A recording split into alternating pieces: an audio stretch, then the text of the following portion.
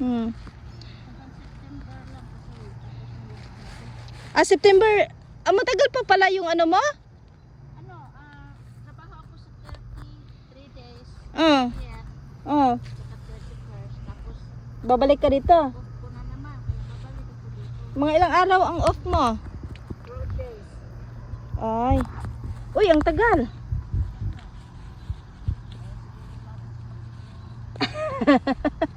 Ang katawan kasi hindi na nasanay. Nasanay ka na po kasi may trabaho.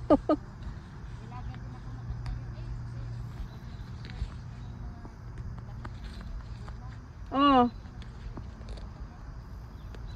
Di yung nasanay na po kasi yung katawan niyo po na magtatrabaho. Tapos na ano, napahinga.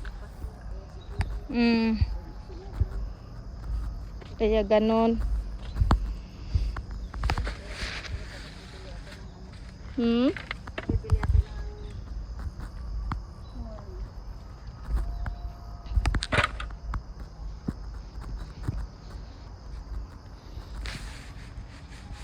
mayroon din akong tanim na ano, tawag nito, 2 puno nito. Pinulay ko. Yun ang hinalo ko.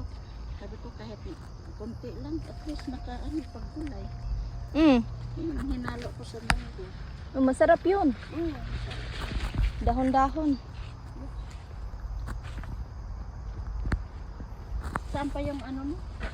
Doon oh, sa luyot oh. Daming sa luyot doon. Ay, sorry. Dito oh. Malilito kayo, ang daming ano. Gulay. Kaya nang pumupunta dito, sabi, ay, hindi ko alam kung ano uunahin ko. Ayan ti oh, puro lahat sa luyot po lahat ito. Yan oh. Di ba yung saluyot mo, puti, no? Ha? Seeds yung ano mo, baby. Ah. Yan oh, sa luyot pag gusto mo, pipilian mo lang. Yung bata.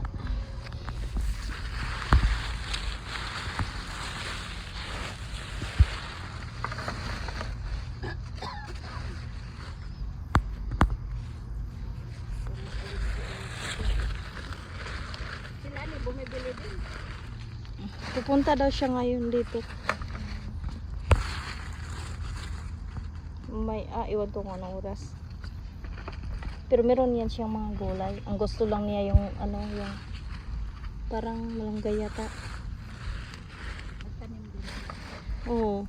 Saka dan malawak yung ano niya. Yard. Mm. Ito lang. Busy naman yung trabaho. Ito kasi pagtatanim, kailangan mo talaga ng tiyaga. Kasi pareha mag-ano ka naman, mag bend your knees. Tapos Hindi rin niya naalaga. Yung tumitungan niya, isang bunga lang. Sabi ko, paano nag-isang bunga? pero malusog, malaki. Tanim ka na ng tanim, hindi mo naman maalagaan. Tapos sili niya, isang bunga lang din. Ang payat pa. Maano ang tanim kasi pag hindi mo na bisita araw-araw, parang magtampo din.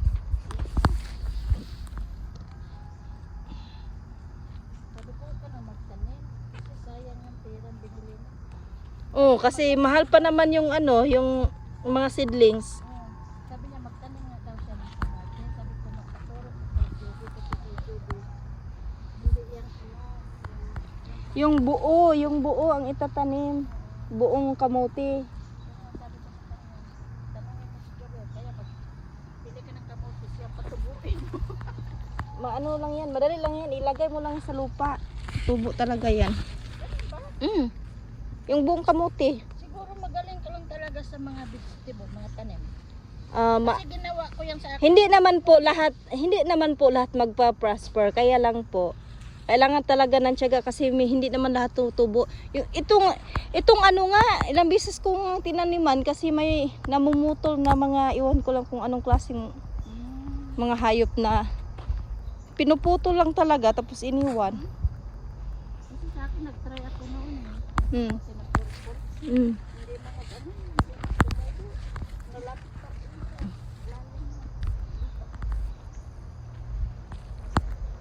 Meron akong bisitang paru-paro dati. Nasaan na kaya yun? Ang ganda. Oh, baka yun ang nagdala. Ganda ng tanim.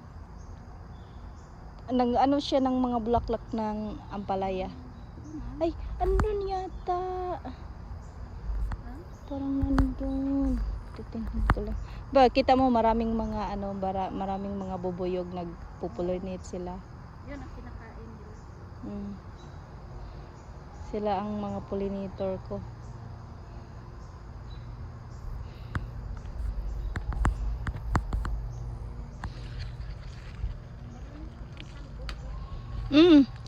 Kuha ka pa, damihan mo.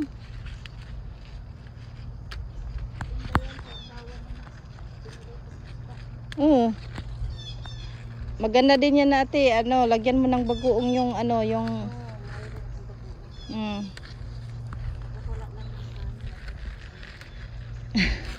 mag-absent ka, mag-ano ka talaga ng kanin yan kasi napakasarap may kanin.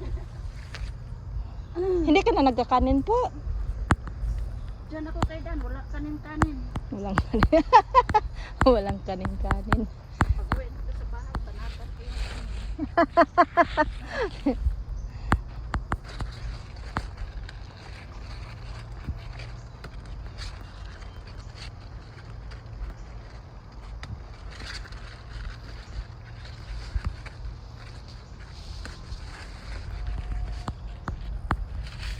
itong mga itong mga tuyo na kailangan kukunin ko to yung mga matatanda na dahon para malusog yung mga tanim kasi pag ano hindi siya magbibigay ng magandang ano bunga. Matrabaho lang talaga kaya ito lang kasi ang ano ko yung tibangan ko. Natutuwa ako pag may bunga. kaya natutuwa din mo yung gulay sa'yo kasi sabihin na nandito naman ang si Gobi. Sabi nga nila kausapin daw hindi ko lang sila kinausap kaya Sa akin kinakausap ko, sabi ko sige na, tubo na kayo. kailangan kasi nila ng yung parang tao din, kailangan din ng hangin kasi pag sobra yung mga dahon hindi yun nakakahinga. Kahit nga sa tomato kailangan dahon. Kaya yan ang ginagawa ko, tinatanggal ko yung mga dahon. Lugbati po. Beans. Meron pa nga doon beans doon sa kabila garden.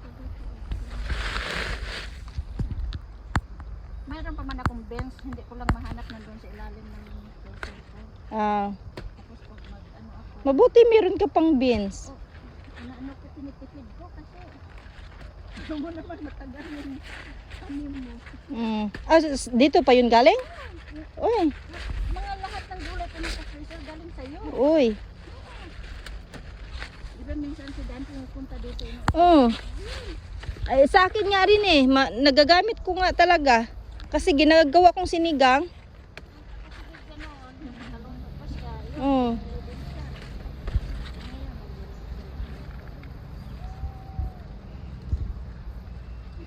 Buti mayroong mga anak na nag-alaga sa kanya.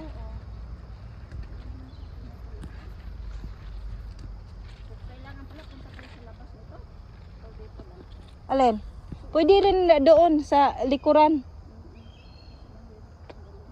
Ang dito lang sa loob, dito kukunin tapos doon sa labas na yung iba.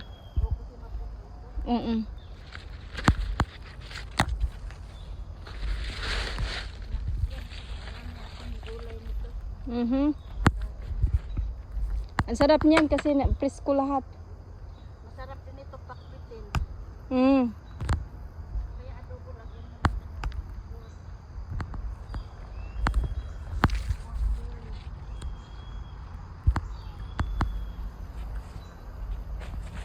Uy, ang sarap niyan.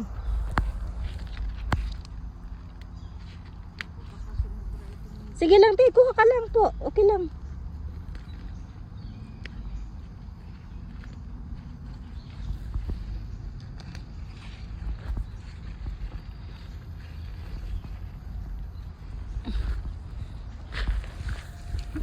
Alugbati po, nakakuha ka na ba?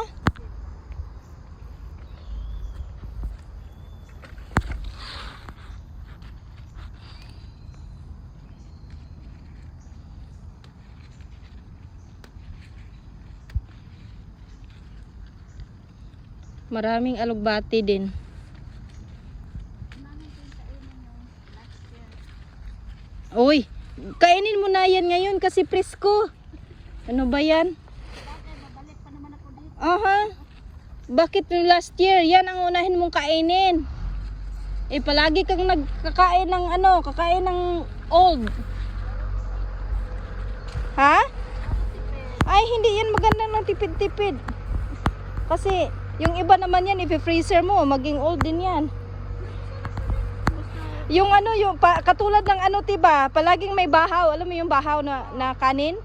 Palaging kinakain yung bahaw, tapos pag magluluto, may bahaw na naman. Kaya buong taon, bahaw ang kinain kasi palaging may bahaw eh. Kaya yung ang ginawa sa iba, pag may bawang kanin, yun na. Huwag na magluto. Oh, kainin yung bago, tapos pag may matira, yun. Buong taon kang kakain ng bahaw. Year ka rin kakain. Kukuha din akong konti ng Oh. yung Talbos? Liya, Oh, ng talbos. Dagdagan mo ng ganito, oh, mga ganyang klase. Ang palaya din naman yan.